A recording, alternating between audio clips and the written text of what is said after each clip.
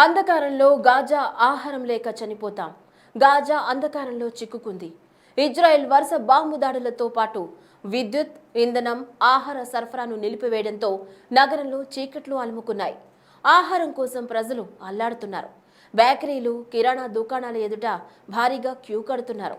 మరోవైపు ఇజ్రాయెల్ దాడులు కొనసాగుతూనే ఉన్నాయి.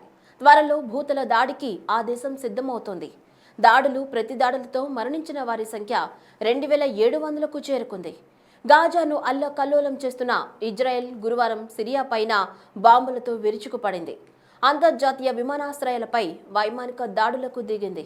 గాజాలో పూర్తిగా విద్యుత్ సరఫరా నిలిచిపోవడంతో ప్రజలు చీకట్లోనే గడుపుతున్నారు. కొన్ని చోట్ల ప్రైవేటు జనరేటర్లు నడిచాయి.